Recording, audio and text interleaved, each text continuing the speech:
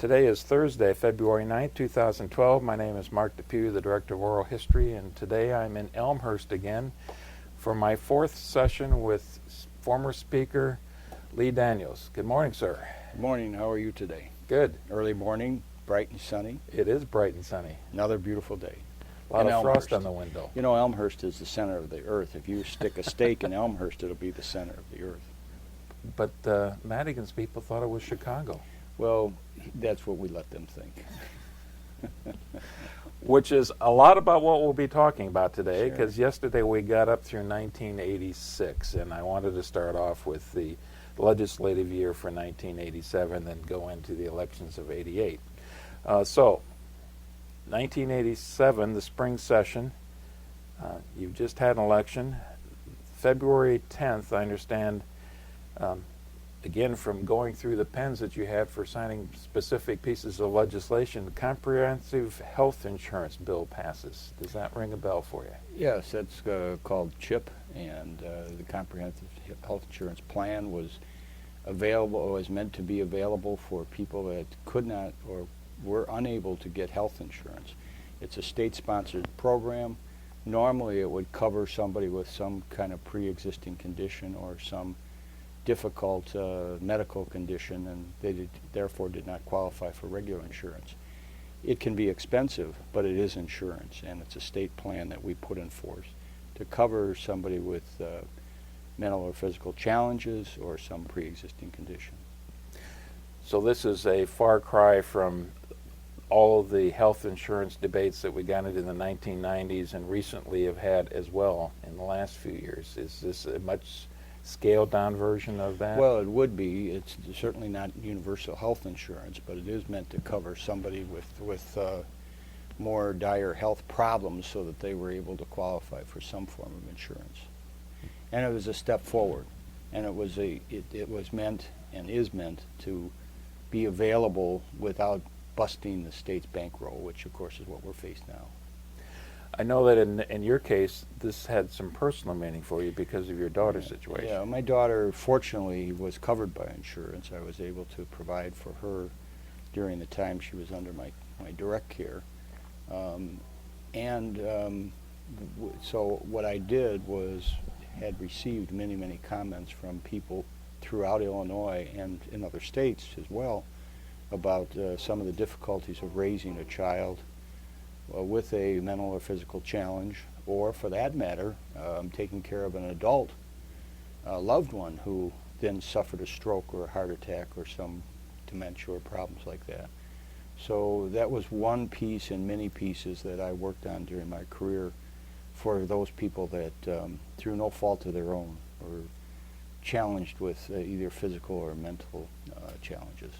Did your own personal circumstances then make this much more meaningful piece of legislation for you? Well, no question about that. My daughter Lori was born shortly after birth with a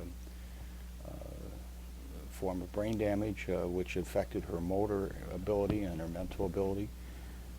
She's confined to a wheelchair, and when I first sought assistance from the state, there wasn't any program for somebody multiply handicapped, and I ended up sending her out of state to a wonderful facility in Peapack, New Jersey, called the Matheny School for Crippled Children. In those days, they used those terms, and Lori was a full-time resident there and received wonderful care until she was approximately 13 years old, and then came back to Illinois, to the Elam Christian School, founded by Mr. John Camp, which created one of the first in the state programs for somebody with multiple handicaps. And it was a residential program, and she was, as I said, confined to a wheelchair.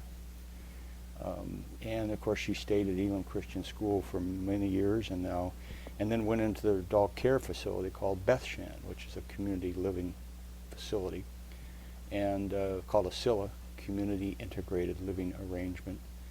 And she lives with 3 other adult women in Orland Park, and works 5 days a week, and she is a tax-paying citizen, and to the credit of some of the programs which we were able to implement in Illinois.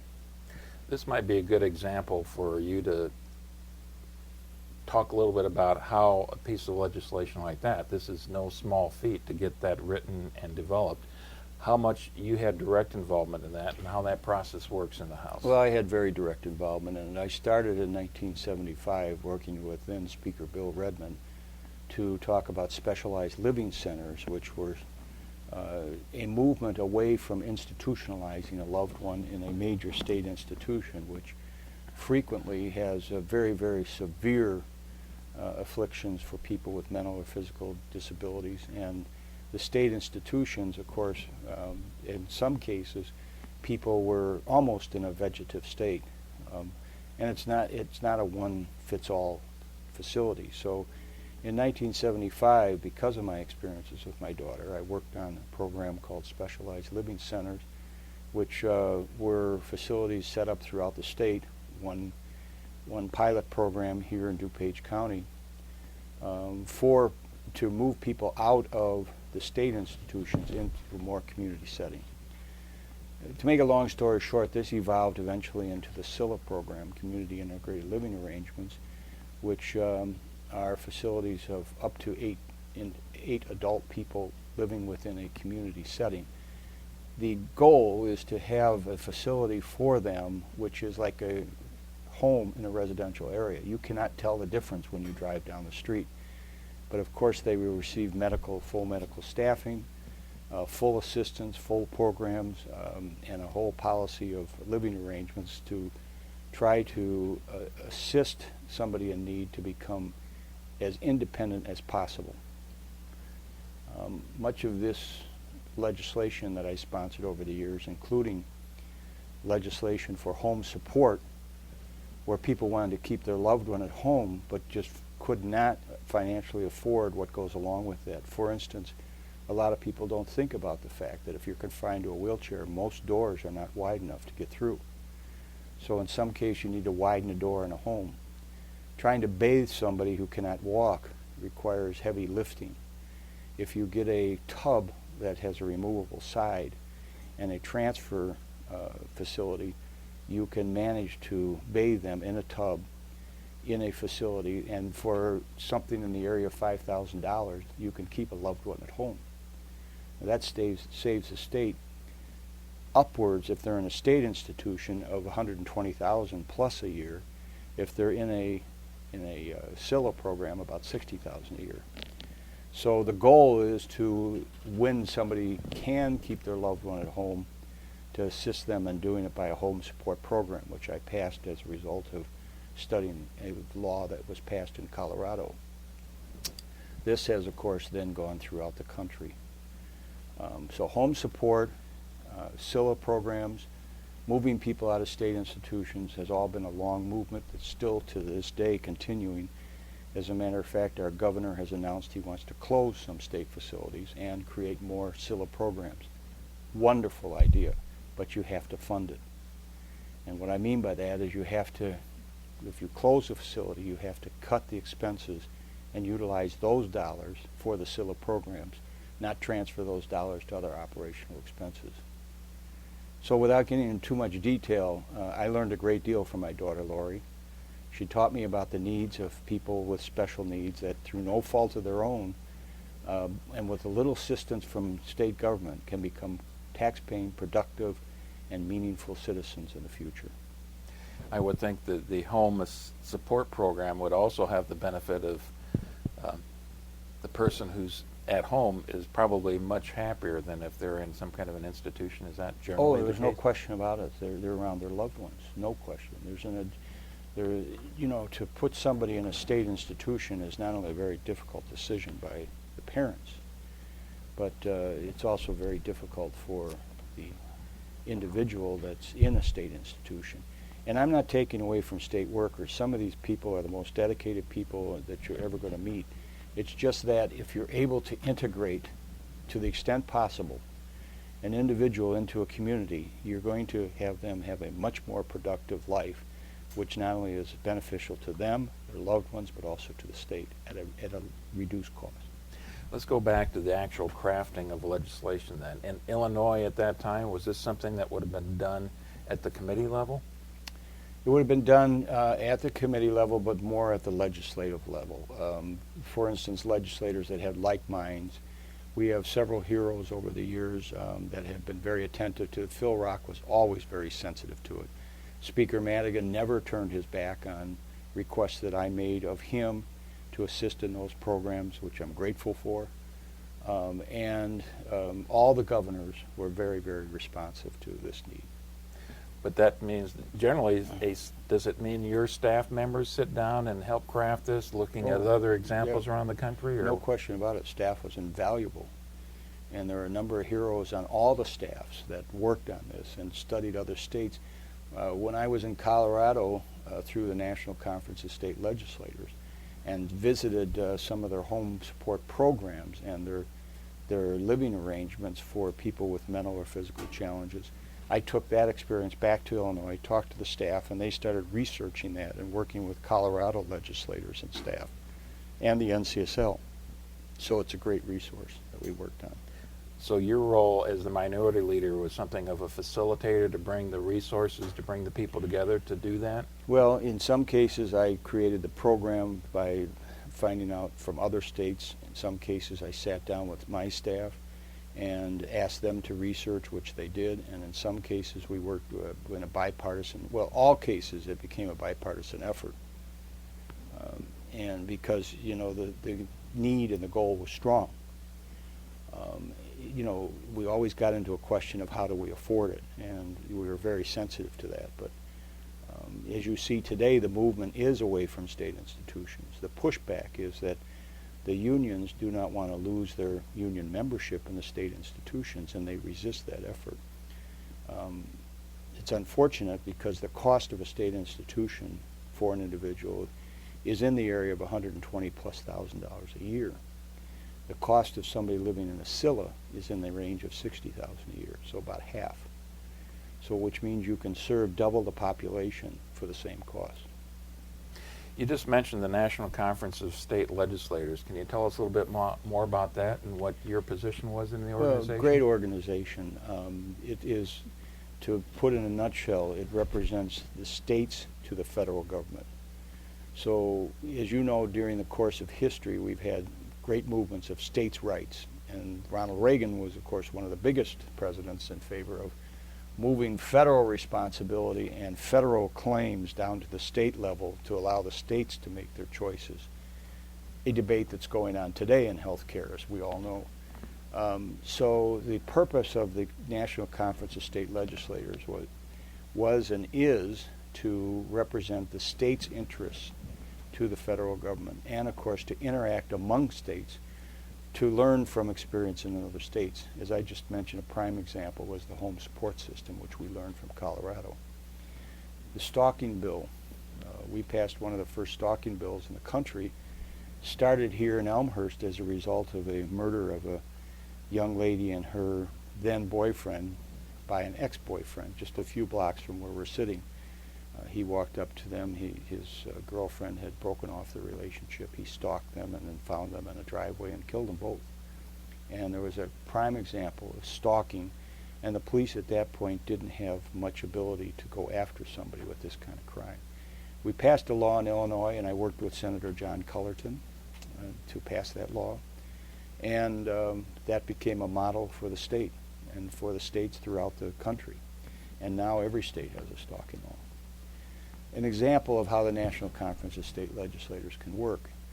Not only interacting with each other on laws that they experiment with and find valuable, but also on a federal level, making sure that the federal government doesn't pass down to the state unfunded mandates. I know we both laugh. You know, it happens all the time. The most recent example, of course, is what we call Obamacare, where there's substantial cost to the states. And of course, people that believe in states' rights maintain that the individual states ought to have the authority to determine how they handle health care for the residents of their states, and not throughout the whole country on one menu fits all. So the National Conference, of course, is concerned about transportation, is concerned about economics, is concerned about taxation, and is concerned as such things that are rather mundane to the individual person but important to a state, like the ability to tax on gas. For years prior to President first Bush, the federal government basically didn't get too involved in federal gas taxes and allowed the states, for the most part, to modify their gas tax to meet their revenue needs for the transportation programs. As we all know, President H.W. Bush made a pledge of no new taxes very strongly, very vocally at the convention with huge response and applause. History tells us, of course, that he didn't keep that pledge, and one of the ways he didn't keep it was he supported and ushered through the Congress an increase in the federal gas tax, which of course impacted the states because we then did not have as much ability to move our gas tax in the future. As the vice president, then incoming president of the National Conference of State Legislatures, I was assigned the role of going to the White House, sitting with the president in the Oval Office, and discussing with him the federal role and the state role. And we laid out our concerns, our cause, and we basically said to him that this was wrong, it hurt the states, it impacted our ability to deal with our transportation needs, and we think the federal government should not do that. And then I added, after all, Mr. President, you did say there would be no new taxes. This endeared me greatly to the president. He remembered that later on when talking to one of my friends. And of course, history tells us that he lost the election. Now, that wasn't the only reason, but that contributed to the no new tax pledge that he violated. Now, having said all that, the importance of that is that the states are very active in the federal level because what they do does impact us and our ability to govern and meet our constitutional responsibilities to our citizens. I had the good fortune of becoming the president of the National Conference. It is a bipartisan conference. What year do you remember? 1990, 91. Excuse me. And in that role, I traveled throughout the country and, of course, overseas on occasion to represent the states as it applied to the federalism concept in federal government. Even went to Brazil where they were drafting a new constitution, and they asked a committee of the Brazilian council asked for my opinion on what should go into a constitution, and of course I modeled that after the U.S. Constitution. And I went to the capital of Brazil, Brasilia, and had some interesting meetings with some of the chairmen of some of the countries. Was that a position that you sought? Yes, sponsored by Senator Phil Rock, because at that time the NCSL, as it's called, was controlled mainly by Democrats, because most of the legislatures were Democrats, and therefore most of the presiding officers that were members of the NCSL were Democrats. And in order to get elected to that position, I needed support from Democrats, and Phil Rock was my sponsor.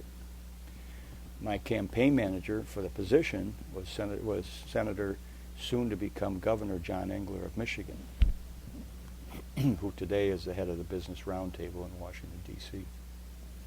Well, this is probably an appropriate time then to ask you about what your long-term career goals were. And a lot of people in the positions that you had, you obviously don't get to be a minority leader or Speaker of the House without having a fair amount of ambition. Did you have ambitions beyond this position? Not really. But by the nature of the position, you're always in the mix of talk. And there was some talk of running for Attorney General. I actually started campaigning for Attorney General. This is before I ran for Republican Leader of the House. The then Attorney General had been appointed by Governor Jim Thompson, Ty Fainer. Ty Fainer was unfortunately faced with a crisis right off the bat called the Tylenol crisis, so we called him Tylenol Ty. And Ty had some difficulties. By the way, let me say this. Ty Fainer is without a doubt one of the more brilliant lawyers in Illinois and perhaps in the country. He was the head of Mayor Brown, which is a very prominent law firm. Not at that time, but had become the head later on. And highly regarded, and I have the highest respect and regards for him. And thank him for his service. But unfortunately, he was not a very good campaigner. and he lost the election for Attorney General, but I withdrew from the primary at the request of Governor Thompson, who convinced me in his fashion that my real positive role would be representing him in the state legislature. Well, what he really meant was representing my members as their leader. I ran for that position, dropped out of the Attorney General's race, and then was, as we know, elected as the Republican leader. And after that, you never seriously considered a run for any of the constitutional offices? You know, off and on, but it was never really a serious plan that was put into operation. There was some talk about Secretary of State, some talk later on about Attorney General, some talk about U.S. Senate, some talk about Congress. Of course, my congressman was Henry Hyde, one of the best in the country, and he became an extremely close friend of mine. As a matter of fact, when I first decided to run for office in 1974, I sought an audience with then Majority Leader Henry Hyde of the House and asked for advice on how to conduct my campaign. He spent 3.5 hours with me. I took copious notes on my legal pad, as lawyers do, and followed his whole advice in running my first campaign, which is, of course, I won. Was he in the Illinois legislature Yes, at the time? At that time, Okay. yeah. He was then running for Congress. So 1974, as we all know, was the Watergate year. 1974 was the year that the Republicans suffered huge losses throughout the country, including Illinois. We were in the majority in the House. We ended up in the vast minority, 104 Democrats and 73 Republicans. And that's, of course, as we've talked about earlier, when the Democrats could not decide on their speaker. And I, in my greenhorn way, ended up being part of that. You made your mark that year. I did, good or bad, but I think good. Okay. Well, that was a very interesting digression from what we've been talking about here. And again, aspirations is always part of the mix. Just to summarize and kind of close out that chapter, which I know you're interested in doing and moving on, when you are in a leadership position, there are always people that will tout you for a higher position. One of the things that happens when you are the respective leader of the caucus is you cast just incredible numbers of votes. So it is very difficult to run from this position of speaker or Republican leader, as the case may be, or Democrat leader, for another office, because you may have 20, 30,000 votes, some of which you'd never do the same way again, and some of which you were happy to do at the time, but in hindsight, it didn't work out, and some of which are tax increases, which are always hard to defend. You were able to do at the time, but when they accumulate all of those, they say, this person's a real tax and spender. Well, let's not forget the primary role of people elected to office is to govern. And the art of governance, as we all know, is not necessarily a pretty thing that you look at, as we've always compared it to making sausage. Good tasting, nice result, but certainly not pretty when doing the process. So be it with the art of governance. But you have to have strong people with vision, commitment, with integrity, that then make sure that they explain the programs, the direction, and why this is essential for the public, and then have the intestinal fortitude to cast the difficult votes. This does not always bode well for moving up in the ladder into the executive branch. 3 branches of government: judicial, legislative, and executive. One of the reasons many legislators become judges is because that's not a difficult transition. So, enough said on that. Let's go to what just happened here with, you talked yesterday about Speaker Madigan coming up, and quite a coup for you in Elmhurst College to have him speak at Elmhurst College. Well, one of the comments he makes is that suggests that you, Lee Daniels, ought to run for governor. What are we to make of that comment? Well, it caught a lot of us by surprise. If I had been quick in thinking in response, I would have said, sure, if you run the campaign. And he might have said, you're on. Afterwards, I thanked him for that comment, and he said, I meant it. He said, you have the experience, you have the ability, you have the reputation, you'd be a good governor. I said, not in my future. I said, my future is with the college and in government and community relationships. I've had my tours of duty.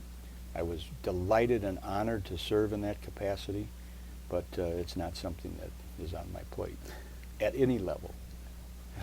Well, that's a very recent memory. Let's delve back into some deeper memories. Sure. Again, 1987, the spring session. At the end of the session, July 22nd, welfare reform, House Bill 2853 passes. Do you recall anything about that? Sure. You know, throughout the country, we were witnessing fraud and abuse in the welfare system, and we had what we call welfare queens, and we had apparently families that were subsiding and existing on welfare support. Everybody that was involved in that movement believed strongly that you should assist somebody in need, in legitimate need, but not to build a career of receiving welfare. This was meant to put people to work, meant to give them opportunities, and meant to get them off of the welfare rolls. So we passed some meaningful reforms that was mainly a bipartisan effort at the end of the day. It had to be to pass, and was part of the welfare movement that we saw in the country, and another example of working with other states. But July 22nd would suggest that you were well into the supermajority session. Oh, well into it, because wasn't that the year of property tax caps? Well, Thompson did, I think the next year is the main battle, but Thompson did recommend a $1.6 billion income tax increase. I think that was it. And that was the year that Mike Madigan basically nixed the proposal, so it wasn't going to go anywhere in the legislature. Of course, when we get into 89, this whole issue is going to rear its head again, but do you remember any of the specifics from the 87, 88? You know, not offhand. I do remember the extended sessions, and I do remember that, and I should make the observation that for the most part, Mike Madigan is more conservative than many of his colleagues. Fiscally. Fiscally, yes. And on the other hand, one could make the argument that he's not, because he has supported as recently as the last tax increase in 2011. However, as I said, it's always dealing with the art of governance, and it always deals with comparing. And whenever you look at an income tax increase, which is the most difficult to pass, you always relate that to surrounding states and like states. And that's where the National Conference will come in to help. That's where working with other states comes into assistance. Because in Illinois alone, you look at Illinois and you say, well, you have a 5% income tax. Yeah, we do. Some people point out it's temporary. I don't know how they do that, but that's for the future. And they say, well, look at Indiana, it's 3.1%. They're right. Except for every county in Indiana can add another 3.1% to their income tax, up to 3.1%.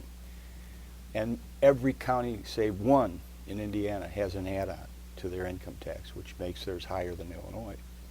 But if you just take the fact of income tax alone, then Indiana is lower than Illinois' flat tax. But because Illinois is a flat tax, it's 5% across the board. That's what you go. Iowa's higher, Wisconsin's higher, Indiana's higher. And these are facts that you need to get out and understand. When you pass a tax increase too quickly, you're unable to make that case, and that's when you get most pushback. The Democrats passed it with all Democrat votes in 2011. They did in the past as well, and there was some substantial pushback. But that's why they did it early on in their process and tried to wait a couple of years to show why it was necessary. Before the next election cycle, when they can distance. Right. They wouldn't do it this year. Well, it's interesting because just in the news last night, of course, I'm sure you're aware of this, that Caterpillar made an announcement about a new factory and decided they're not going to be building it in Illinois because one of the reasons was stated was the unfavorable tax climate here. And there are many factors that contribute to that. Regulatory authority, environmental rules, work rules, other rules, taxation, corporate structures, tort reform. All these go into to determine whether or not a state is business friendly. Unfortunately, Illinois is in fact renowned to be one of the most renowned states in the country to be anti-business, so to speak. Caterpillar's announcement is devastating in the sense that I believe, time will tell, but I believe unless the legislature takes some very strong action, that we will have many, many other companies doing the same thing, and we will lose workforce in Illinois. How do we correct that? We reform our structure, we reform our Medicaid program, we reform our pensions, and we look at every regulatory authority to make business easier in the state of Illinois. Much of what I do want to talk about today, because we're talking about the late part of the 1980s and the early 1990s, deals with state income tax. So let's just on a philosophical level start by discussing corporate income tax versus personal income tax. And historically in Illinois, the corporate rate has always been higher. And you talked about the personal income tax has always been a flat tax. Can you tell us how we got to those That's constitutional. 1970 Constitution set forth the flat tax concept and the disparity between personal and corporate taxes. And we have to follow the Illinois Constitution in that regard. So the corporate tax will always be higher than the business tax. That's in the Illinois State Constitution. In the Illinois State Constitution, as it is in most other state constitutions on their tax structure. Illinois, of course, if they increase the personal income tax, of necessity they have to increase the corporate income tax.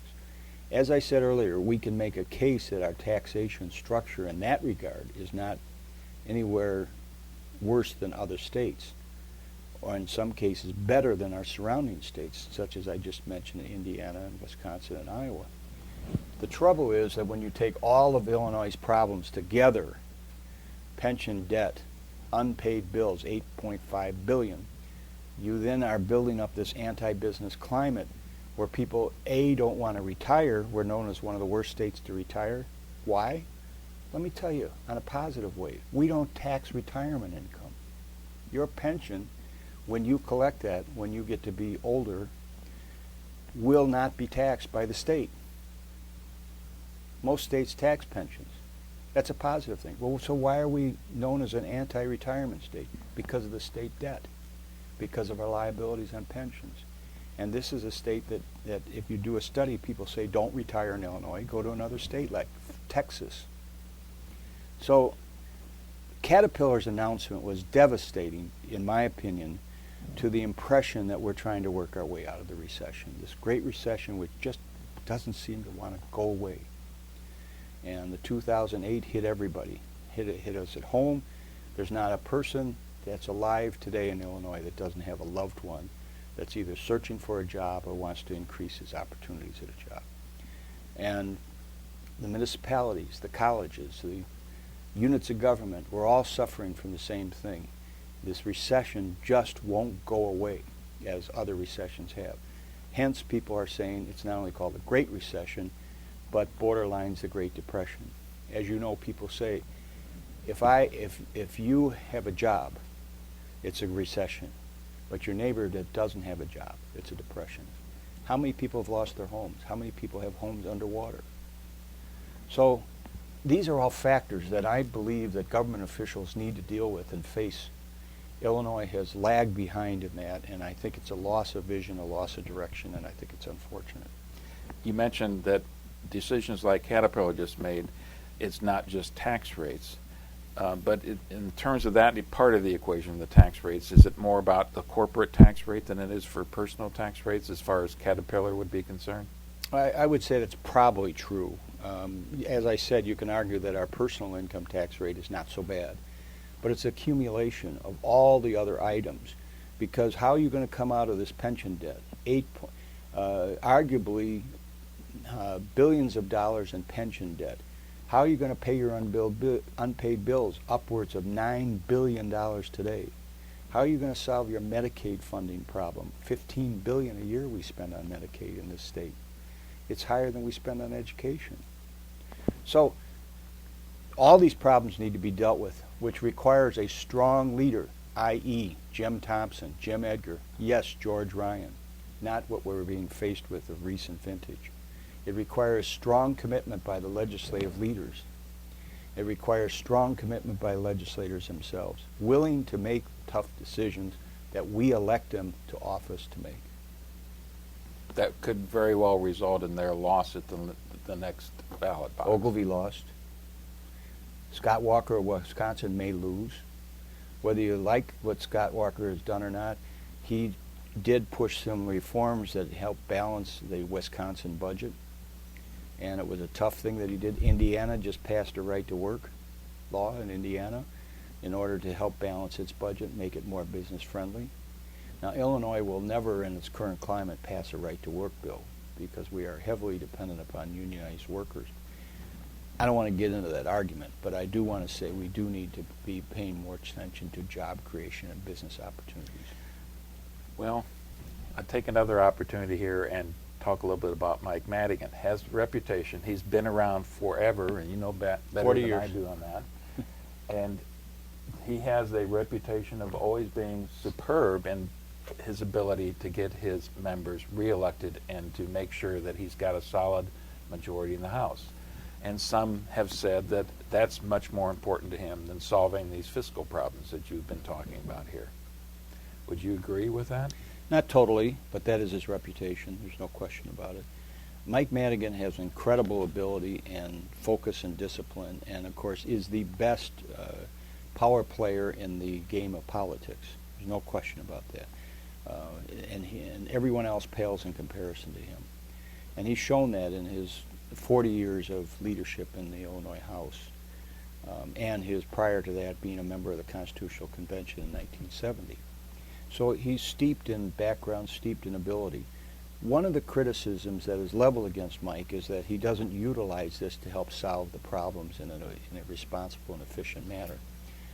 I believe that if Mike Madigan led the effort, he could help resolve the pension problems, he could help resolve the Medicaid problems, he could help resolve the business climate, he could meet with business leaders and say, what do you need to stay in our state?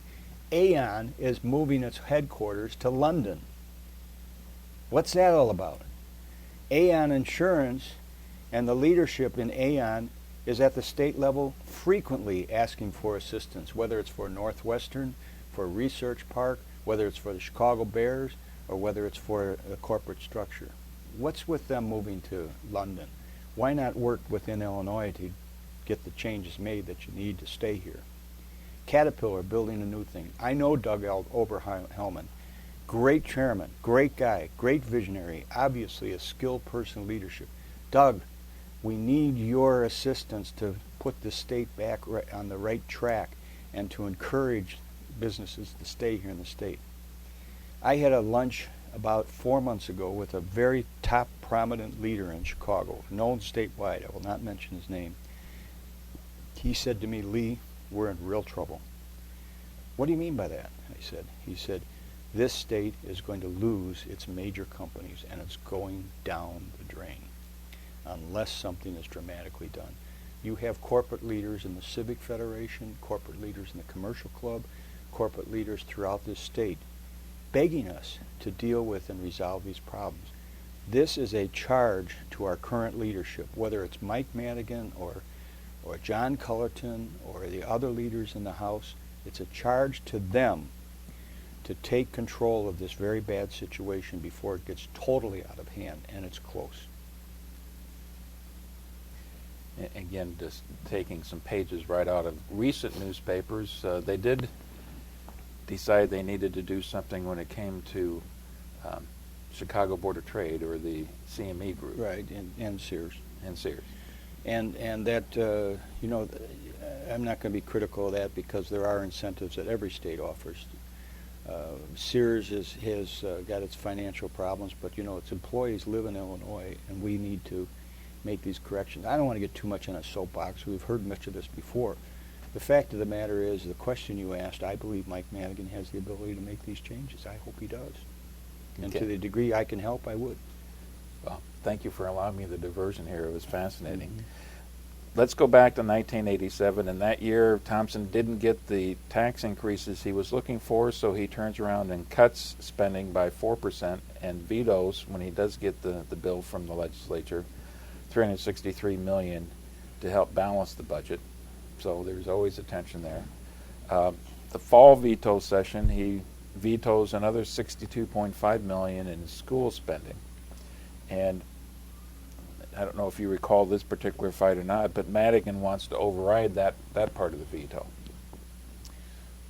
I recall parts of that. And I know he was at odds with the governor. He thought this was the way to go, but Governor Thompson was building his case for a future tax increase. Is that part of the reason then Phil Rock ends up supporting Thompson?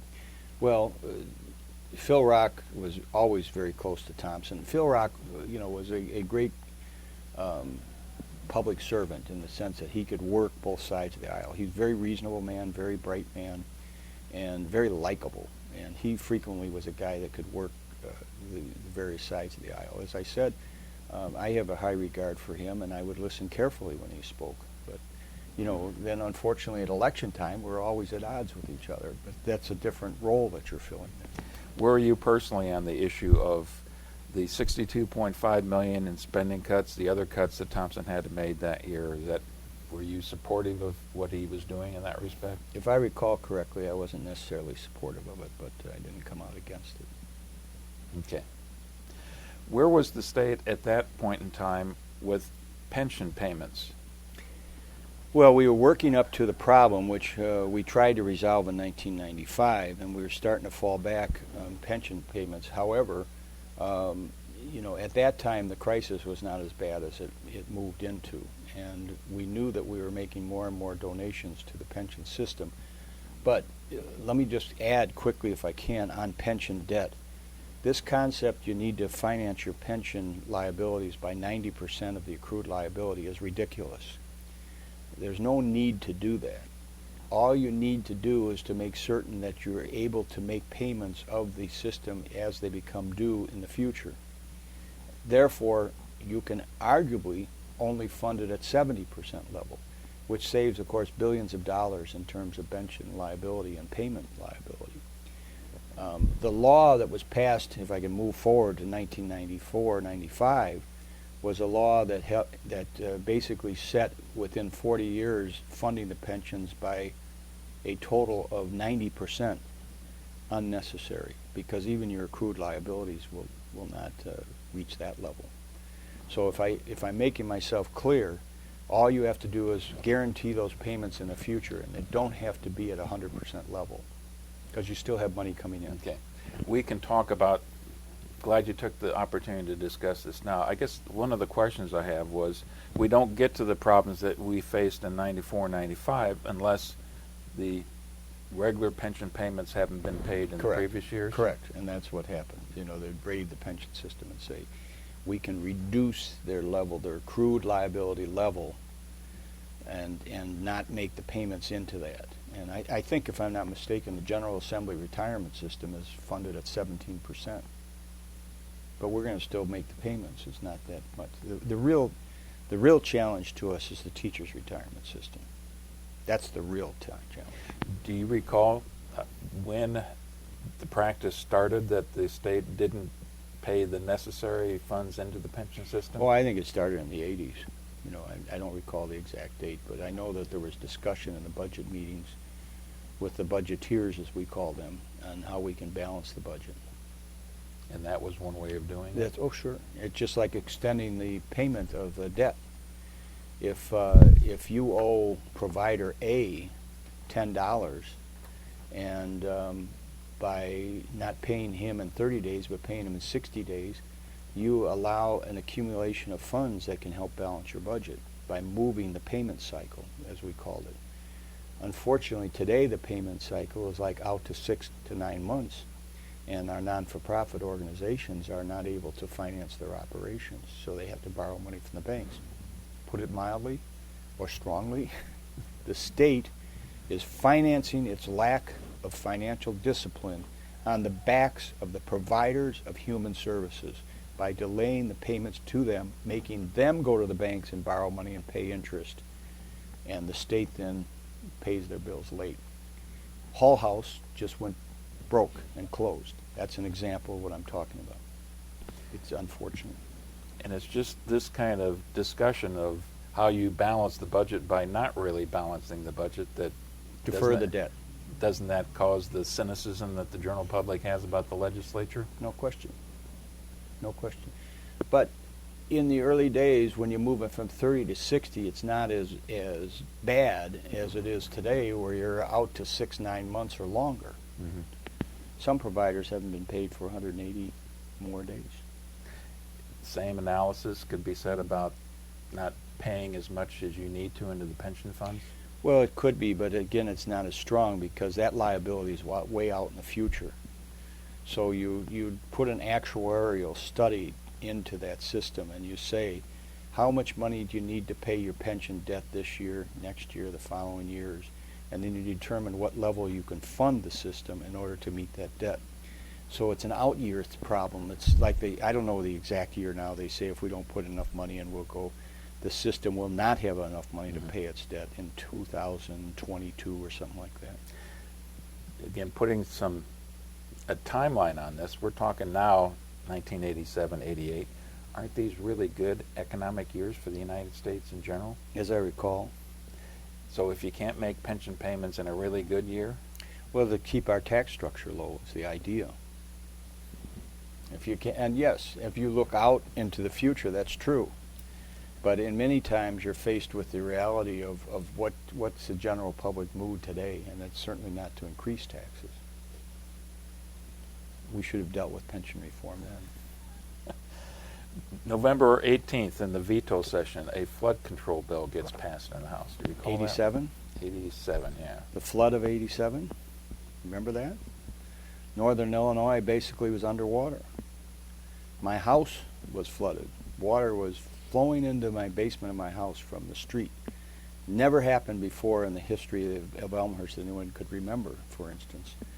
The flood of 87, which at one point Elmhurst was an island. We were completely engulfed by water, and you couldn't get in or out of Elmhurst.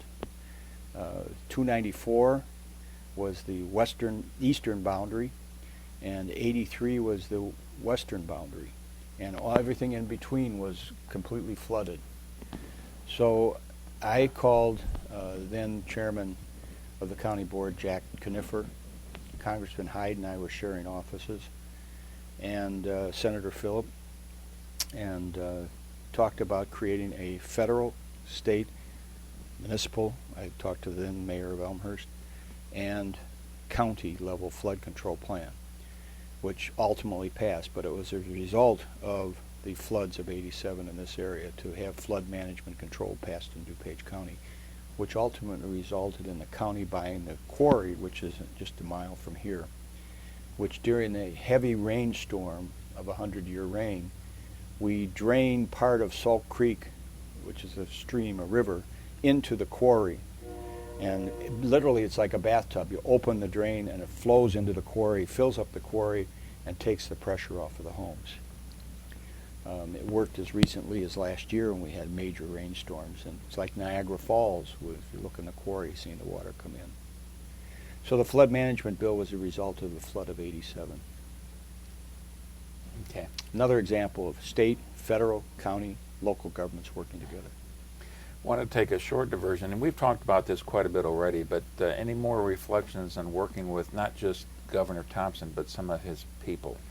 And I believe at this time, was Jim Riley his chief of staff? I think so.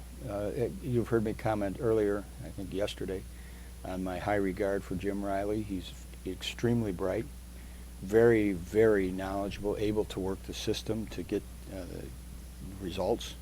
Held a number of positions, but this time became Jim Thompson chief of staff. I thought it was a great selection by the governor. And Jim Riley was able to talk to the caucuses. Of course, he was a product of the legislature. He was one of my legislative members, and as I said earlier, helped draft the temporary tax bill. In the classic role of American politics, the chief of staff oftentimes ends up, at least has the perception of being the enforcer, the guy that makes things happen, Well, the guy that controls access to the boss. He is a strong person, Jim Riley. You're not a weak-willed person to serve in that position. You have to be strong. Okay. How about Gene Reinecke? He was, at least for a time, the director of personnel, which again in the public parlance would be called the patronage chief.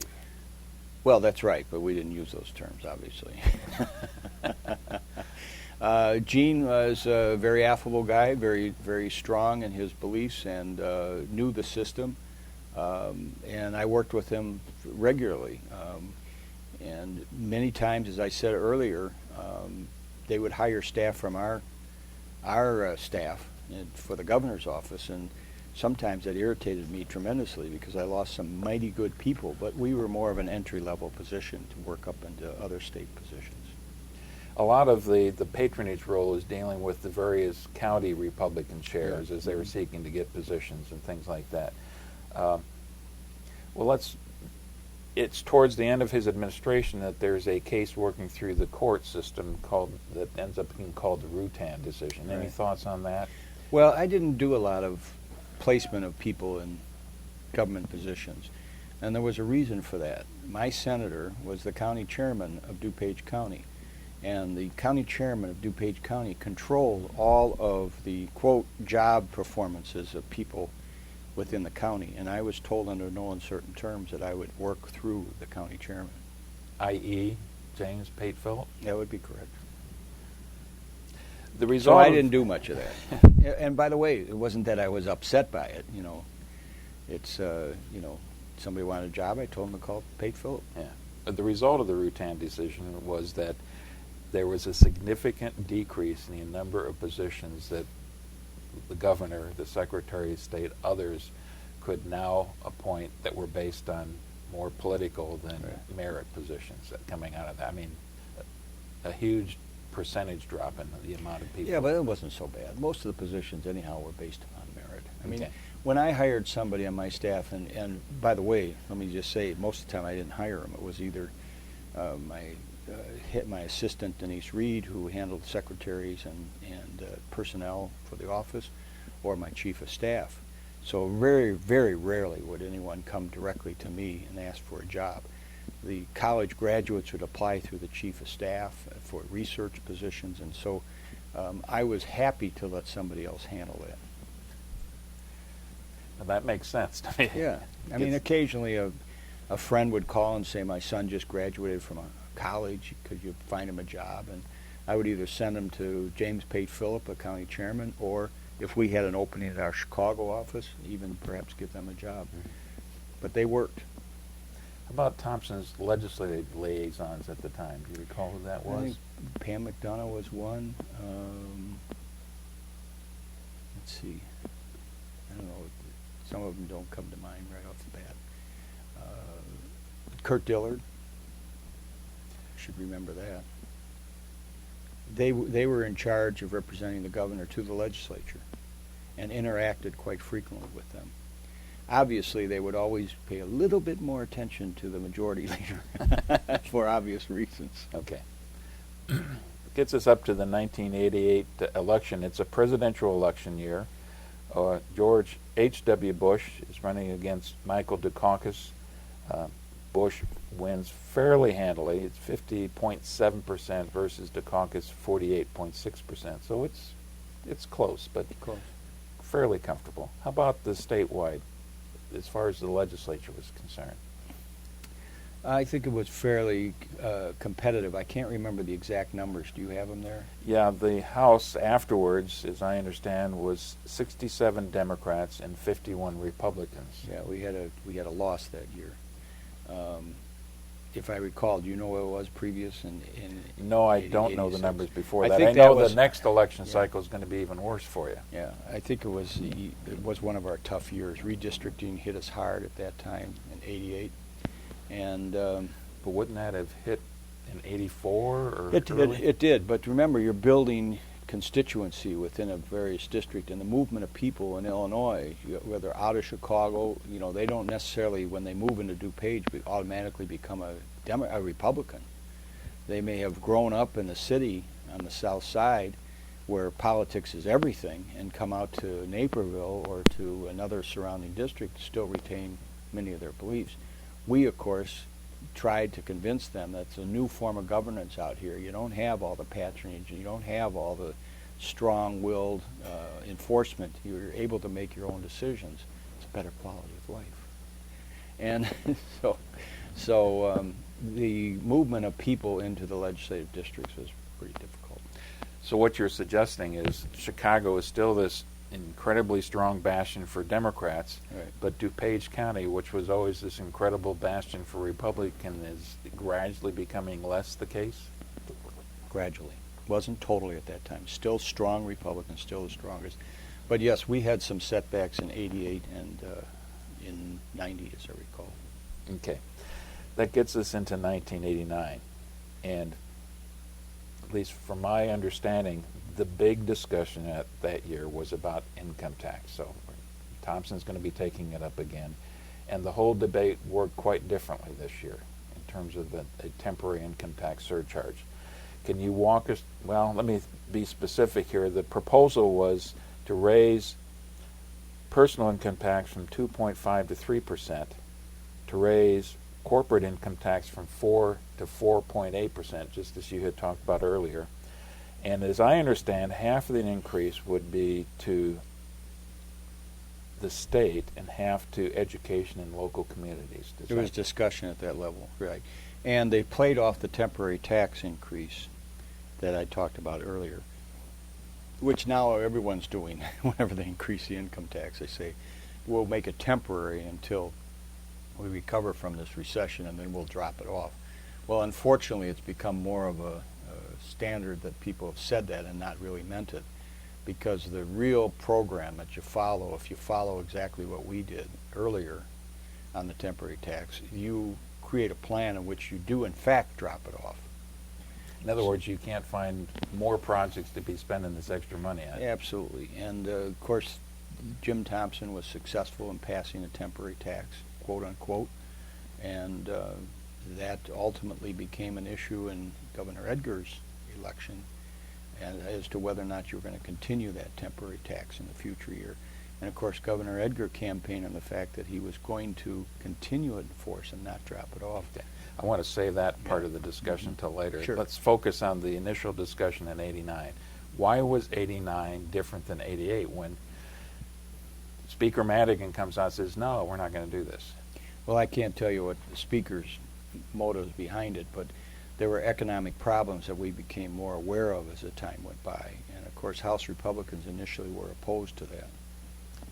Well, one of the things I saw in some newspaper articles was that Mayor Daley, who I think was new in his position at the time, Richard M. Daley, Yeah, sounds right. needed the extra money that would come with the increase that was earmarked towards communities. You mean Mayor Daley would work with Governor Thompson? They were very close. And Governor Thompson was very responsive to the mayor. As I suppose if I were governor of the state of Illinois, I would be too. If I was governor today, I'd be responsive to Mayor Emanuel. He's got a big city. It's an economic engine, and you have to do that. But of course, my role was a different role. I represented people within the districts, and as a House member, I represented districts within Illinois. And that did not always fall in sync with what the governor's view of governing was. So we fought some of that. But Thompson, yes, did work with Mayor Daley. Remember what I said earlier. Every executive wants to have a stable budget so he can govern in an appropriate way in his vision and cut ribbons for new projects. Every governor. You just talked about the Chicago dynamic. It's also interesting, ripping another headline out of recent newspapers, is this movement from a downstate legislator to say, let's just make Chicago a separate state.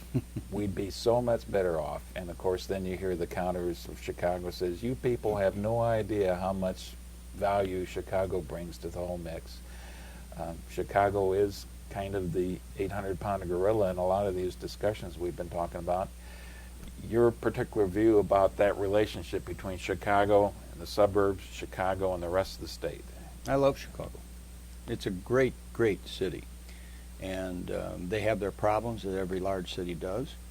But, you know, for the most part, you know, Chicago is a world leader in many areas. Let's not forget that we are the hub of transportation in rail, plane, and train.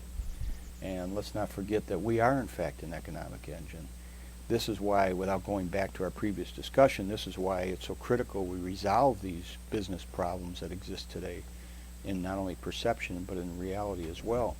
So I always was responsive to Chicago. Now that doesn't mean that I agreed with them at all times. I always argued on the fact of balance and fairness, and it was important to make sure that we were balanced in our treatment of the various parts of the state. Governor Thompson, at times I used to rib him and I'd say, "Are you the governor of Illinois or the governor of Chicago?" And of course he's the governor of Illinois, I understand that, but there was a purpose for saying that to him at various times. I think that as we moved forward, one of the problems I have is that the political structure downstate is not competitive with the political structure in Chicago today. And there's too much influence with the Chicago way of doing things. And I'd like to see more balance in the suburbs and downstate. The political structure, I mean, some of the senior positions, the constitutional officers, Yes. the leadership in Yes. the House and the Senate. Yes. I mean, we all know that the structure of Chicago is steeped in strong political involvement on the Democrat side, and the Republican side is almost non-existent. So I always saw part of my role as making sure that we were a responsive counterbalance to that. Thinking of a couple names in the 1960s at least, strong Southern Illinois Democrats, Paul Powell being the lead, but Clyde Schote was another one, correct? Mm-hmm. Yep, and Charlie Carpentier. Those kind of people aren't around anymore? Well, you don't see them coming out now. Hopefully, Dan Rutherford, who's our state treasurer today, will be a new force in rebuilding some of the counterbalances that we need to have. Then the people you mentioned were extremely strong leaders. What I was reading about this 1989 fight was that you were pretty much cut out of the whole discussion. Yes, they got mad at me. There are times that... They being Thompson's people? Well, or? Thompson was a little angry at times, and Mike Madigan got a little angry at times, and Pate Phillip got angry. And Oh, even Pate Phillip? Oh, primarily Pate Phillip. I told you that he looked at me more like a son. I should follow his lead and not be in the lead. So he was more in line with what Thompson wanted to do? Oh, yes, always. And your position was strongly against the increase? I would say strongly against a general tax increase, and then strongly against the form of the temporary tax that they opposed, and most of my membership was. The form? The temporary tax without a guarantee that they're going to drop off. Because I think everybody knew there's no way they could decrease the temporary tax based upon their structure. Once you put that tax in operation, it was going to become permanent. But it did sunset in July 91? 91, and then was renewed. Yeah, that's why I say that's when the sunset was supposed to have Right, occurred. right. Okay. Here's a quote that was attributed to you, and I got this from the Illinois Times, that was written in 1991. It being the increase, it really was even labeled Operation Cobra, and really, truly, is one of the dark days of Illinois politics. Well, wasn't that when Mike Madigan came in with the tax increase? Yes, that was, again, And he was the one who and he backed it. Didn't he say he had an epiphany in Effingham? Well, you remember, I think that, well, he did. I think that was the tax increase. I'm not positive on it, but he came in, the doors of the chamber opened up, they wheeled in a huge tax increase, and they passed it with all Democrat votes. because they could. Because they could. And the And of Republican caucus? Oh, we went crazy. We went crazy. Did all of the Republican caucus oppose it? As I recall, they did. There was one tax increase when not everybody did, but as I recall, they did. Part of the pressure on the budget that was building at the time was what was going on in DCFS, Department of Children and Family Services. The caseload for those DCFS caseworkers kept growing and growing, and it was about this time there was an ACLU lawsuit against some of the abuses about neglected children. And here's just the kind of thing, you talked about your daughter before and the importance of mental health. I would think is also something that you would be very sensitive to. Can you talk about that pressure on the budget and your concerns in that respect? Well, the Department of Children and Family Services was increasing caseload based upon some of the economic problems that families were facing. And, you know, the caseworkers were being assigned more and more jobs, and they just couldn't handle them. I mean, I don't think the average public had any concept of what a DCFS caseworker was doing. And it was an incredible workload, very, very depressing. When you'd have to remove a child from a home, the child's crying, parents are crying, mother's crying, father's crying, single family home, you know, poor living arrangements, and it just didn't have the resources at the time. And I know that there was huge pushback against the state as to whether or not we were meeting our constitutional, both federal and state responsibility. And that was one of the issues that we had to deal with at the time in terms of funding and reform. So this is where a lot of the pressure is coming in at the state budget level. You've got Medicaid increases, you've got welfare increases, you've At all got levels. At all levels. And people are at that point starting to cradle the grave, and more government services, and of course the legislature. Remember, this has 177 total people, House and Senate, in the legislature at this time. Every one of them has an idea of how to improve government. Every one of them has an idea on new spending programs. Every one of them wants to make life better for their constituency. It costs money.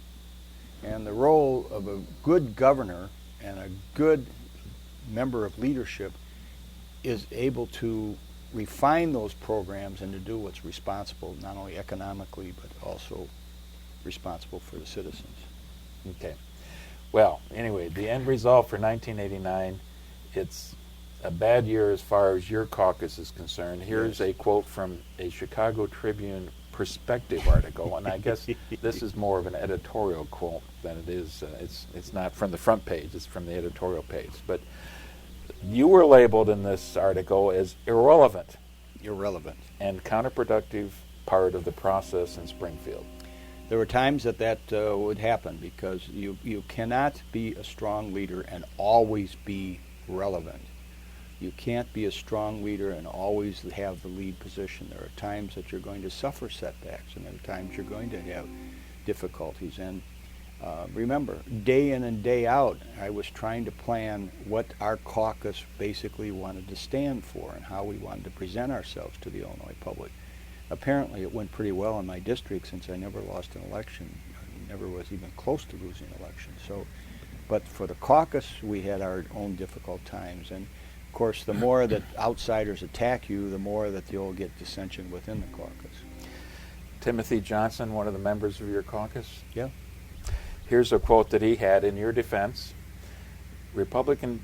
Representative Daniels has demonstrated repeatedly his role as an integral part of the process, single-handedly formulating the 1983 temporary tax program, implementing major compromise between labor and management in crucial business areas, undertaking successful and broad initiatives in mental health, and amazingly, keeping Republican principles alive and well in a hostile Democratic legislative environment.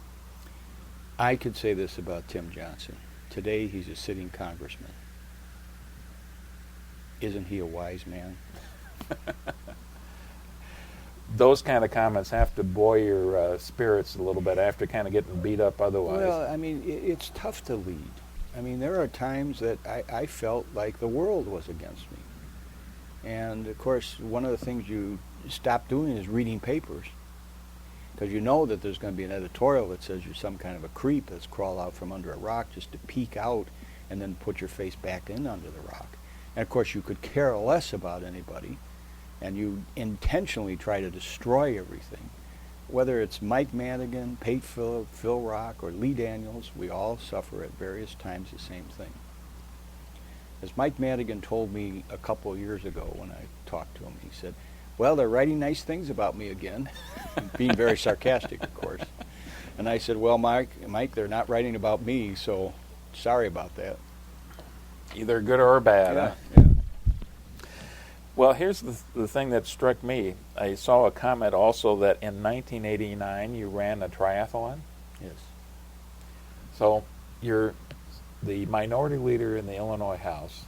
You're a leader in this National Conference of State Legislators, which I'm sure took a lot of your time.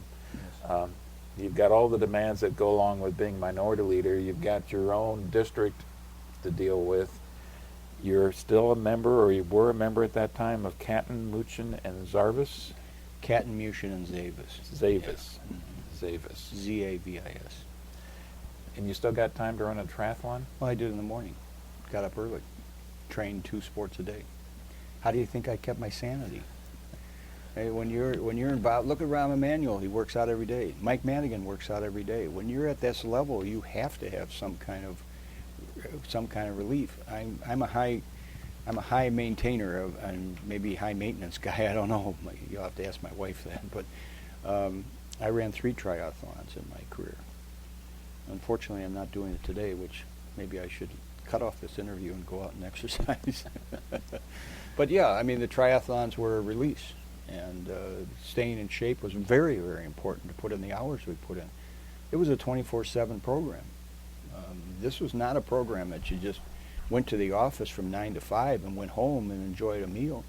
Remember how tough it is to be a state legislator. We're away from our families a minimum of 6 months a year, physically away in another community. Our wives are back home raising our families. They have to be strong and independent. And if they aren't, it's going to be nothing but trouble. You either end your career or you end a marriage. Many marriages fail for people in public life. And it's an unrealistic expectation of what we place on our leaders today. Thinking about people who are running for president. Do you think they have any downtime?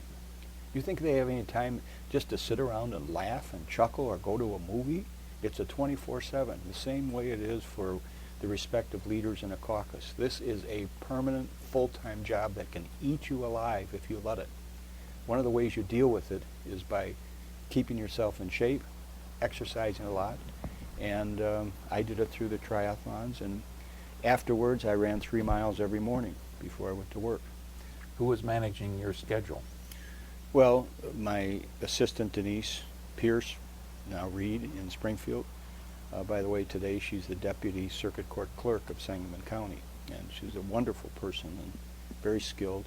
She handles the Springfield schedule, and here in the district was handled by my district head. I'm sure that everybody needed your ear. They needed to talk to you about something. What were your instructions to her in terms of Take a role care of of the being a staff. gatekeeper? Take care of the staff, make sure that all the secretaries are properly vetted and understand their role and do their work, make sure that all the programs are efficiently being run, and work with the chief of staff in terms of implementing those programs. The chief of staff worked directly with me on issues of management of the caucus and policy issues. So was the chief of staff the gatekeeper for you? No, in appointment-wise, Denise was my administrative assistant. Okay.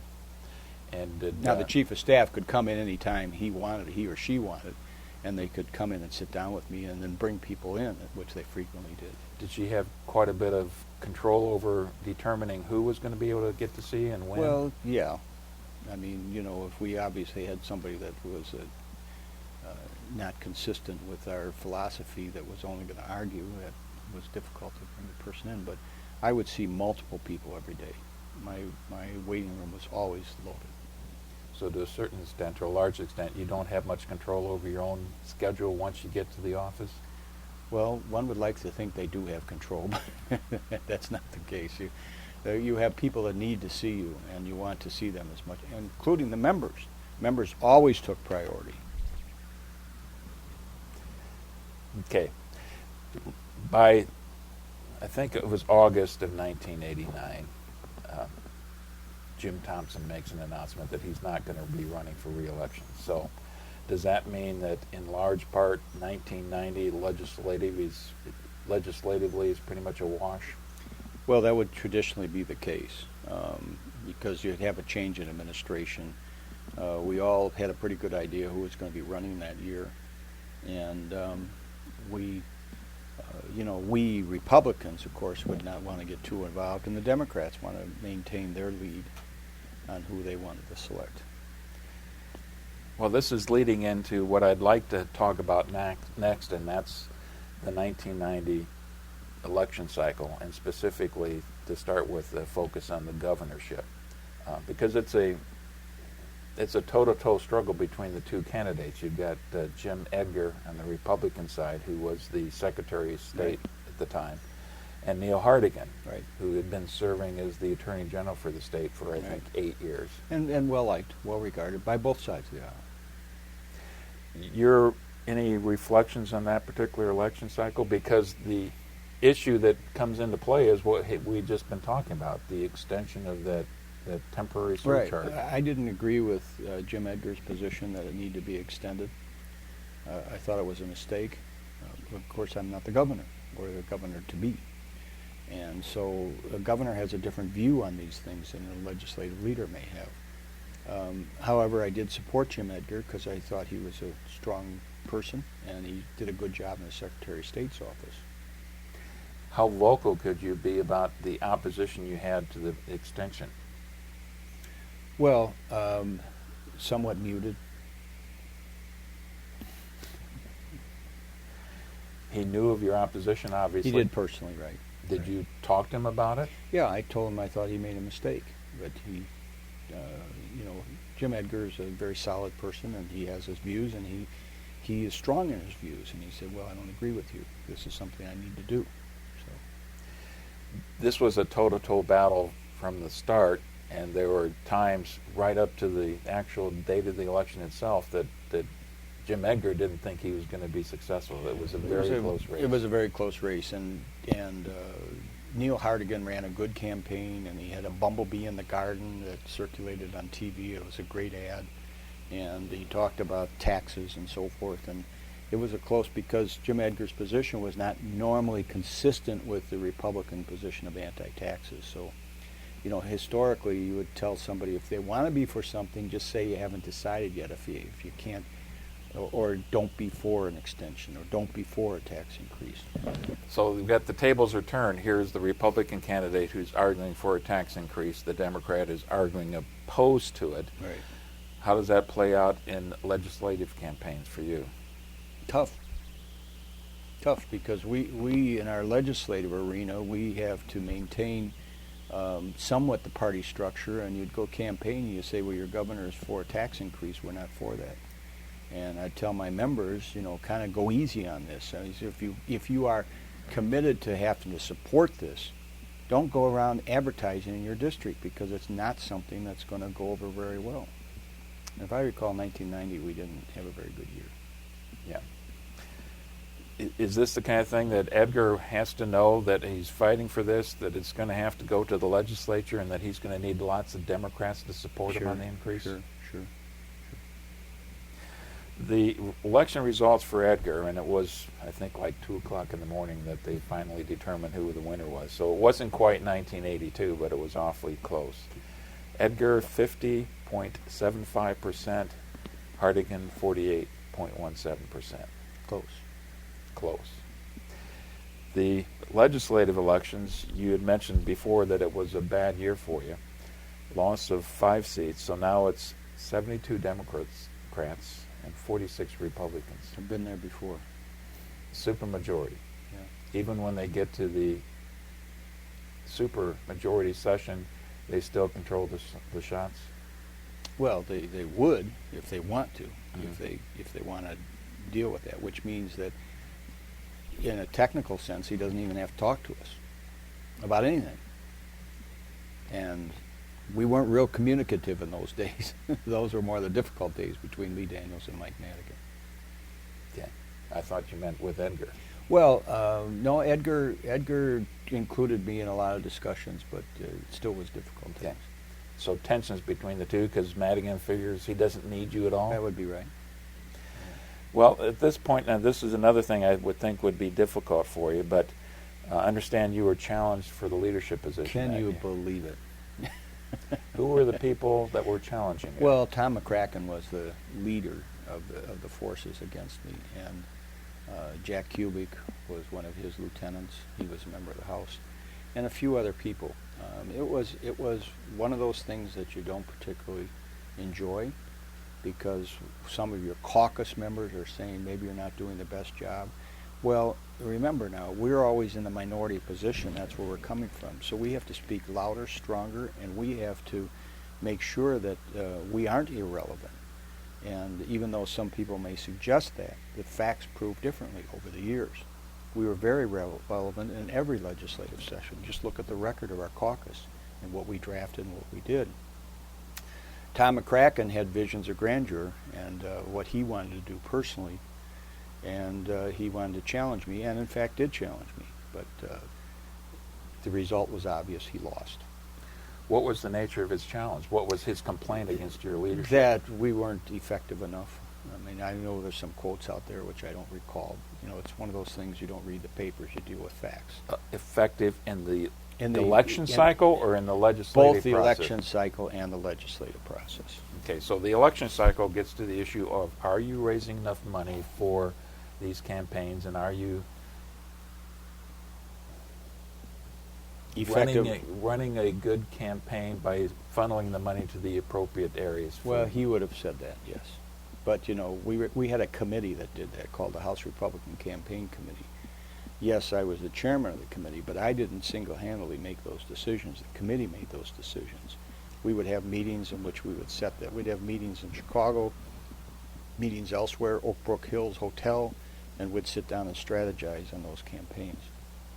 Where would the money be coming from these campaigns? We would raise money by having fundraisers. We would have corporate events. money or individuals? You could take any kind of money at that time, corporate and individuals.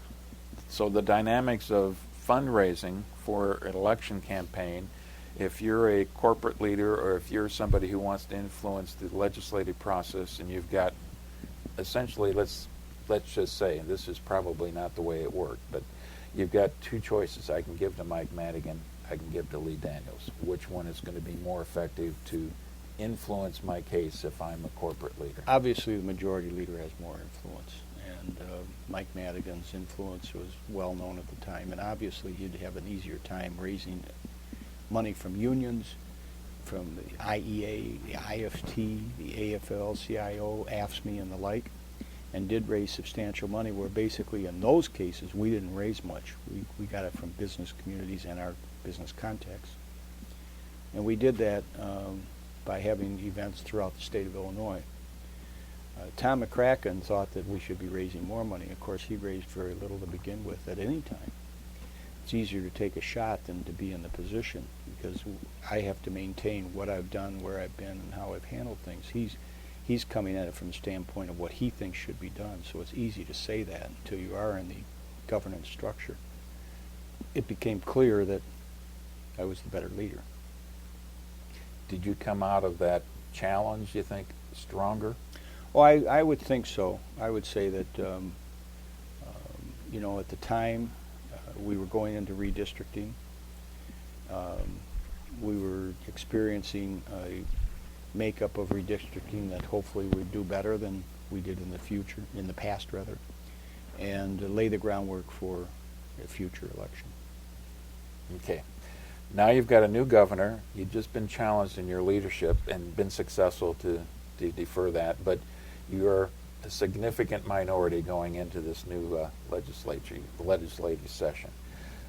The other thing that had changed by this time, this discussions in 88, 89 about the surcharge was in relatively good economic times. Mm-hmm. That's not the case now for 1991. Mm-hmm. And Edgar's first thing that he discovers is there's a huge budget deficit. Mm-hmm.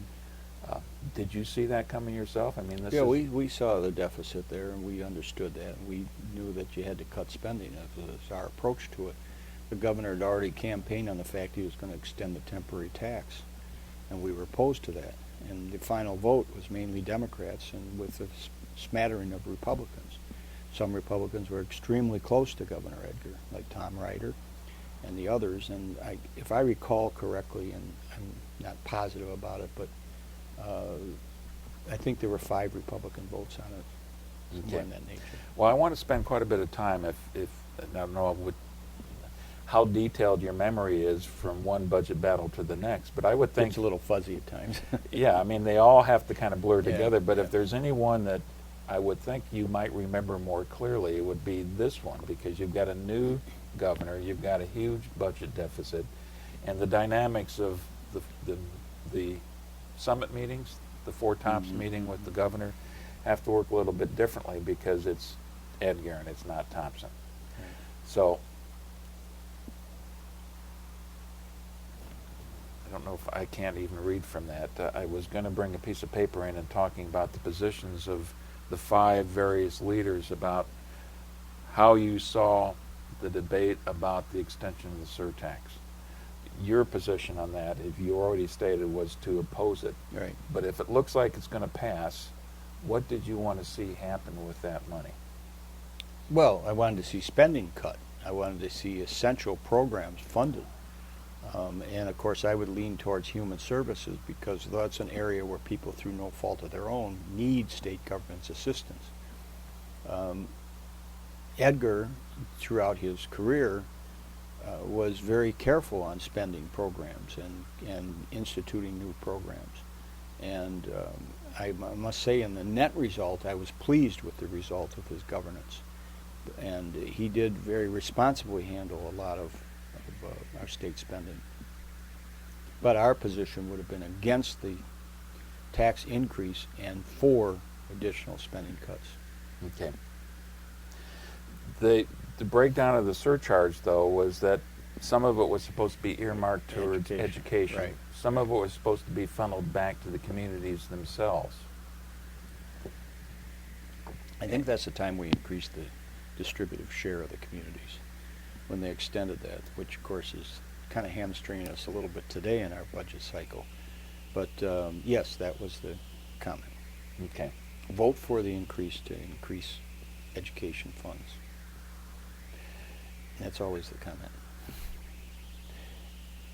And the budget was significantly cut. Edgar's talking about huge reductions of across-the-board state cuts, which is going to result in layoffs at the state level. It's going to result in reductions in a lot of the state services that you've got as well. But there is a passage of the budget, $27.6 billion budget. The budget included a permanent extension of 1/2 of the income tax surcharge in 1989 to provide state aid for education. The other half extended for 2 years, not permanent. And that was included property tax for the collar counties as well. So that's always going to be part of the mix. I know for both you and Pate Phillip, it's Right. a very important issue in terms of if we're going to do this, let's get some Property relief tax from caps, property right. tax. Can you talk about that? Well, didn't that go into extra session? It went into extra Yeah, session. into July, the end of July, if I recall It was correctly. the first time in anybody's memory that a state payroll was missed in the Right, process. right. And that was over the issue of property tax caps, because Senator Rock was very opposed to it, as was Mike Madigan. And of course, they were the majority in the House and Senate. And we refused to go along with any budget items until we get a guarantee of property tax relief. And that property tax cap bill was signed ultimately by Governor Edgar. It was a huge victory for our caucus, and one that we're very, very proud of. Okay. I want to read quite a bit from an article that Thomas Hardy wrote for the Chicago Tribune. You're laughing, not necessarily a friend of Lee Daniels? Well, at that time. Today he is. He works at the University of Illinois, and we have a very good relationship. But, you know, remember, he's a journalist, and they don't always agree with your position. Okay. Here's his reflections on that particular budget battle. And much of this is going to be, I want to get your reflections on how Jim Edgar was different than Jim Thompson and the dynamics of these summit meetings. Sure. Here's what Thomas Harding wrote. In recent years, Madigan had worked, and sometimes he didn't have to labor hard, to make Daniels look ridiculously ineffective, using the outmanned GOP caucus and its hapless leader as foils to show that the Speaker was the most powerful man in the General Assembly. In 1989, however, Madigan shared credit with Elmhurst Republican for striking a compromise that ended the overtime ordeal. There is little doubt that the big winners in the session were Daniels and DuPage County's other GOP legislative leader, Senator James paid Philip. Oh, what a difference a governor makes. Were those summit meetings quite different with Edgar versus Thompson? Not necessarily. It was just different times. Thompson was more of a spender. He had more visionary ideas than Edgar. Edgar came in with a very, very difficult budget. And he made some extremely difficult decisions. Instead of going to the board and saying, I'm going to increase taxes across the board and come in with a mega tax increase, he instead took the responsible position of looking at each and every item. We spent a lot of time going through the budget under Jim Edgar. And there were a lot of arguments on all sides of the aisle. I would say, first of all, that's a journalist view. I'm not going to accept the negative or the positive. I know of private conversations that you have, and yes, there were times that Mike Madigan wanted to shoot me. I wanted to shoot him too at times. And certainly the same with Senator Rock and Senator Phillip. I mean, the nature of the leadership position is not always to go around being everyone's friend and smiling. Sometimes you got to be real tough and you got to really force your ideas, and you're going to suffer the consequences, even though you may win on an issue. So when you deal with the governor, you have to understand the different dynamics of that person. Jim Thompson, Jim Edgar, George Ryan, all were good governors. All understood the art of governance. All understood the nature of governance. All understood the toughness of governance. All understood that you have to make tough decisions. And some of them are life and death decisions. Some of them are people's very existence and how you assist them.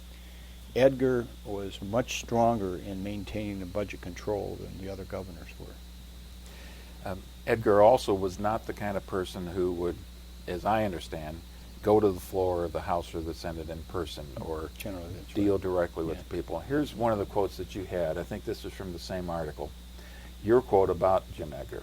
I'm not concerned that Jim Edgar will enter into agreements that require legislative action that I don't know about. Right. Does that suggest that you were concerned sometimes that Thompson would do that? Sometimes. Bill, Illinois was a perfect example of that. He cut the deal with the Democrats before we even found out about it. And the deal with the Democrats, and most of the money was being spent in Chicago. Now, I wasn't against money being spent in Chicago. I just wanted a proportionate share in the rest of the state. That was what the primary fight was over. Jim Thompson was very skilled, very capable. So was Jim Edgar. But Jim Edgar made sure that he advised me of where he was going, and I'd had my say in it. And then he'd make his decision. What more can you ask for? Again, going back to this press conference and speech that Mike Madigan just made, and he was evaluating the various governors. He liked Thompson because Thompson would be willing to work with you. Right. He didn't have as high regard for Jim Edgar because Jim Edgar was more of a hard-nosed negotiator, and it's this particular year in particular I think he's got to be looking at. Well, there's no question about it. Jim Edgar didn't have the funds that Thompson enjoyed over the years. He had a tough budget. He had to make tough decisions. By the way, I want to emphasize that where I had Mike Madigan, Speaker Madigan, at the 5th Annual Governmental Forum at Elmhurst College, last year it was Jim Edgar. Well, I had extensive conversation with Governor Edgar, and he certainly remembers this, and fondly remembers this particular year because he figured he won that year. He did. He won that year. Mm-hmm. Let's take a little bit of time then of talking about some of the key players on Edgar's team. Did you work much with his budget director, Joan Walters? Not a great deal. She was not real outgoing in terms of our caucus, and I respected her ability because she's obviously very competent. But she worked more directly with the governor's office and wasn't real communicative with us. How about the legislative liaisons, at least the first couple of years, Steve Selke and Mark Bozell? Absolutely. Steve Selke, a very, very qualified guy, and at one point was on my staff. Another example of them rating my staff, and but really a capable guy. Worked with both of them very well. Okay. Kirk Dillard was his chief of staff. Right. Did a good job. New government, grew up through the ranks through Thompson, obviously close to Edgar. And as we all know, history tells us, almost became our governor. Mm-hmm. So at that time, he was, of course, the chief of staff, and I thought he handled it very well. And I worked very closely with him. We talked about Jim Riley as chief of Mm-hmm. staff, and I painted this picture of the classic chief of staff being the tough taskmaster, the disciplinarian on the staff. Same kind of personality for Kirk Dillard. No, a little different personality, more congenial. Not to take away from Dillard, but very few people are brighter than Jim Riley. And I don't mean that to be a negative on Dillard. He's a very bright man, but Jim Riley was exceptional. But Dillard was more outgoing, more personable, more consensus building. Okay. In a couple of these, I want to read a quote in doing interviews with them. Lee Daniels, very helpful. He and Governor Edgar got along, I think, very well. Lee knew the budget well, and Lee's the House Minority Leader, and he's trying to get whatever leverage he can for the House Republicans over Speaker Madigan. And we already talked about how difficult that's going to be with your minority position, right. very much in the minority. Right. Mike Lawrence, your reflections on Mike Lawrence, press secretary, but much more than the press secretary, because he is oftentimes described as Jim Edgar's conscience in many respects. Well, that's right. He was very close to Jim Edgar. I didn't necessarily get along real well with Mike Lawrence. I didn't necessarily agree with the positions that he, of course, was articulating on behalf of the governor. But he was very close to Jim Edgar. You knew that when you talked to Mike Lawrence, you were, in a way, talking to Jim Edgar. But he did a good job for Edgar. Okay, well, here's his comments. With Pate, you knew where you stood at any given moment. He might change his mind on something, but at that moment you knew what he was saying was what he meant and where he stood at the time. Lee was a little more mysterious in terms of where he might end up on something. Interesting. We were in the minority, and we had to be somewhat mysterious at times, and had to be, as I said, I don't want to keep on repeating the same thing, but had to be very strong in our positions. Okay. Well, the next person I had here was Janice Cellini, who was his patronage chief, but we've already talked about the relationship you had with patronage. Mm-hmm. I didn't deal too much with Janice either. Figured. Nice lady, skilled, knew a lot of people, but patronage was handled by Pate Phillip. Okay. Anybody else that you remember having, in terms of Edgar's initial leadership team? I worked, as I said earlier, with Kurt Dillard quite frequently. I had a good relationship with Jim Edgar, even though I didn't agree with his initial start. We grew closer and closer together as time went by. Okay. So those are the primary Mm-hmm. relationships that you had. Well, that gets us up to the point in time of, well, did I mess this up? 1992, the spring session. Mm-hmm.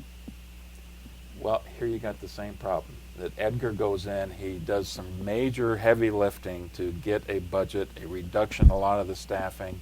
He gets the extension of the income tax surcharge just like he wants. And then he walks into the spring session and says, oh my God, we missed the mark. The economy's even worse than we thought. Yeah. We've got to cut even more seriously. Before we get to that, I guess I wanted, not as well organized here as I wanted to be. I wanted to ask you about the March town hall meetings that you typically had, and this is going to be an important one in this particular year because you've got some tough decisions to make. The town hall meetings, that's something you did every year. Yes. The dynamics of doing those, why you did those in the first place. Well, I did that to communicate with my constituency, and to, early on, I held many, many town hall meetings and continued throughout my career, so that constituents could come in and ask me direct questions based upon the state or what my feelings were on issues. I thought it was a good way to communicate with my constituents direct on. Okay. Your quote is with this: my charge, first and foremost, are the communities I represent, and then, as the state Republican leader of the House, to have a state perspective. Okay. Now that's something that you say at a town hall meeting. Yes. You agree with that statement? Absolutely. I'm sent to the legislature to represent, in that case, 9 districts, 9 communities, and their interests.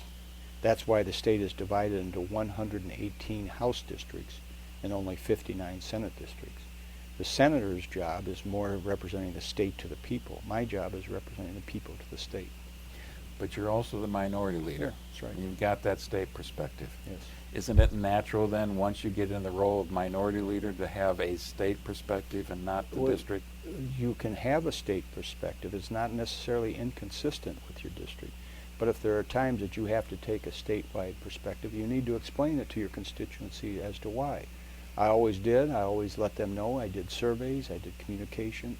As I said, we were doing 3,000 pieces of casework a year in my office. No office, legislative office in the state of Illinois came anywhere near my office in terms of casework. Casework meaning for particular constituents. Constituents call and have a problem with state government, whether it's in the educational arena, whether they have a child that needs state assistance, or whether or not they need a license plate. We were there to serve our constituents and had a very open office in Addison, Illinois, for a time, Elmhurst, back and forth. And by having these town meetings, by doing surveys, by communicating with my constituency and seeing them in the office, that's one of the reasons I never had any real serious opposition and always won my elections handily. Okay. The last election I ran, I won every precinct. Every precinct. Which has got to be very satisfying. It was very satisfying, but I worked very hard at it, and I was very grateful to the people that voted me in office. What were the particular concerns of your district? The things that really motivated the district members? It changed. One would say education is a strong sport. Taxation, property taxes, crime and justice. Not as big here because we didn't have the same degree of problems. Today things have changed. When I first took office, we were strongly pro-life in this district, strongly pro-life, 56% Catholic. You could argue today that we're probably more pro-choice, so there's been a change in some people's views. Strong gun advocacy, Second Amendment. Today there's more feelings towards gun control. So districts change, and you have to be responsible to that, unless it's a philosophical point that you believe in, and then you tell people where you are and let them make the decision. Mm-hmm. Well, the two that you just mentioned, gun control and certainly abortion and that whole issue, that's very philosophical. Yes, it is. Yes, and your position on both of those? Well, I was an advocate of the Second Amendment, and I was very strongly pro-life. Okay. The issues that I saw in the March Town Hall meeting for 1992, you mentioned a couple already. Property tax relief. What's the fundamental issue in property tax? Well, property tax, of course, mainly supports the educational structure of the community. And the pressures on property tax, of course, would increase based upon the educational structure's need for dollars.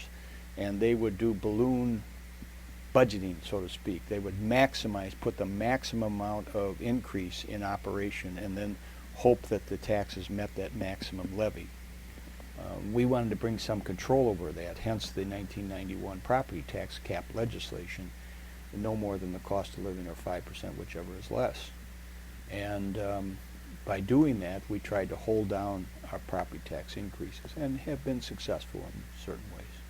Why was this so much more of an issue for the collar counties than Chicago or the downstate? Because traditionally we had a higher property tax rate for residential facilities than they did in Chicago. They have a different tax structure in Cook County than they do in the outlying counties.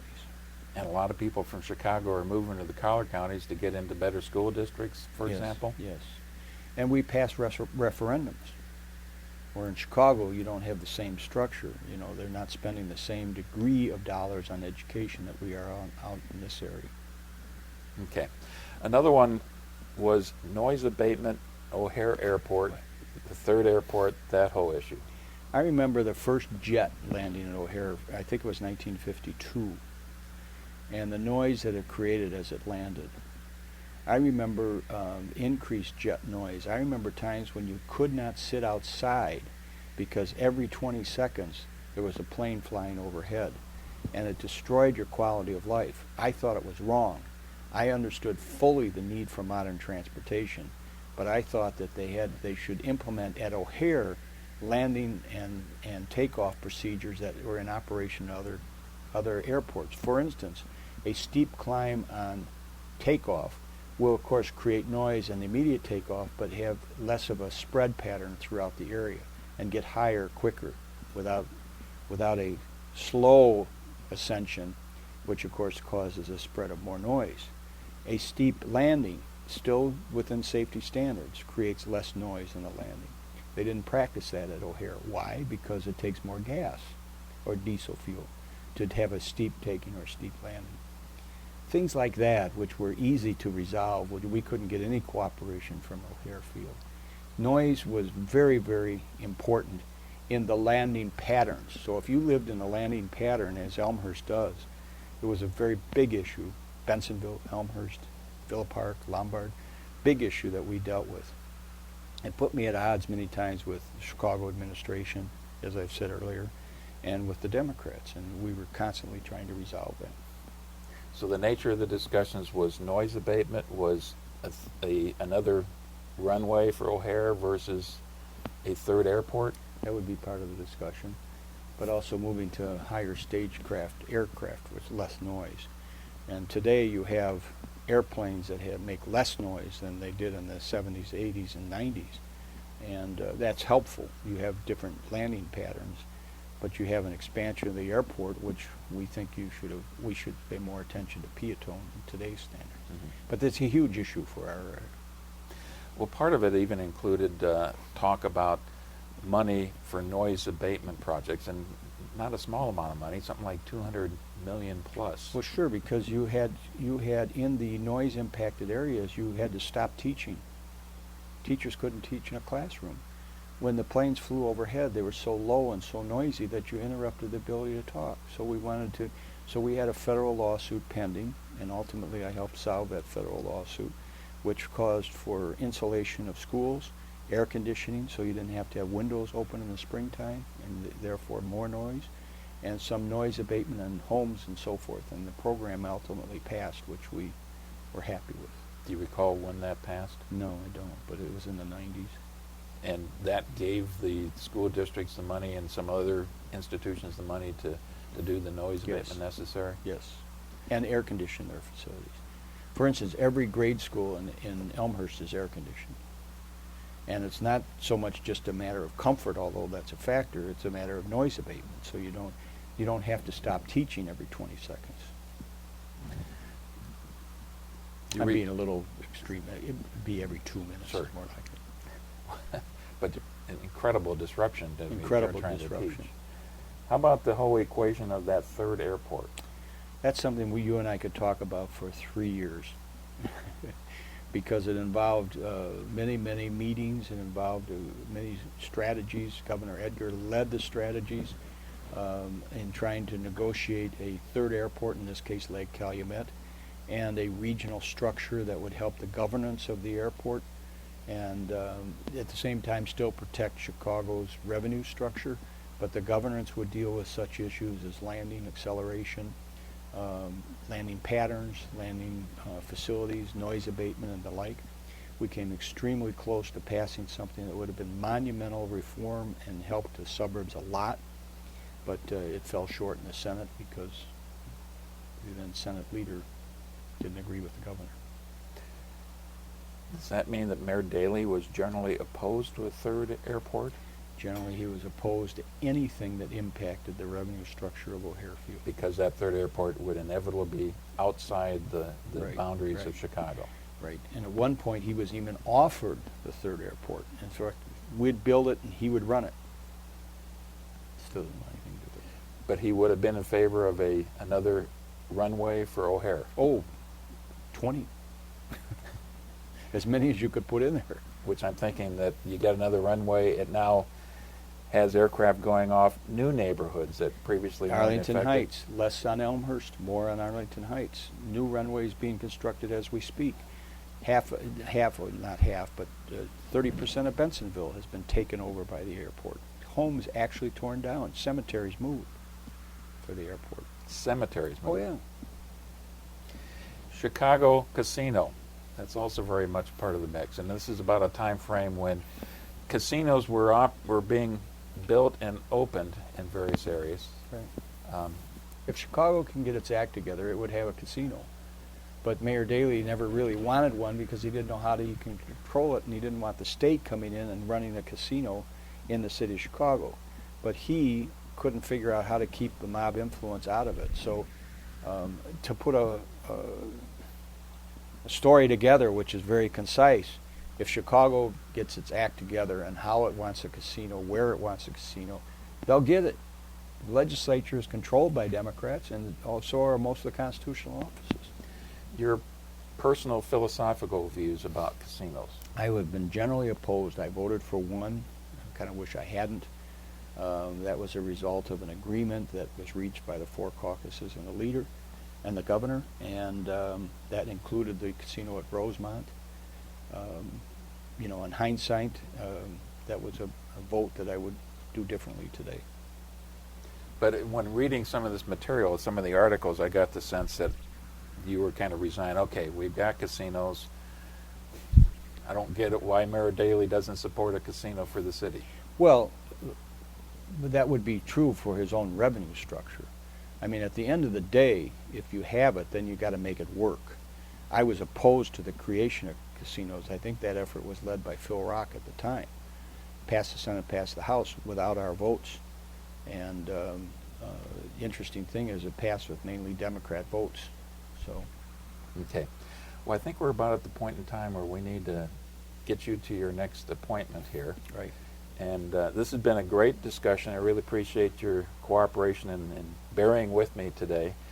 We've got 1992 next time, both the spring and towards the fall, we get to talk about reapportionment, Yeah, which is maybe a funner 1992, issue. and we're in 2012, so we're still 20 years in the past. We might need a couple more sessions if you bear with me on that.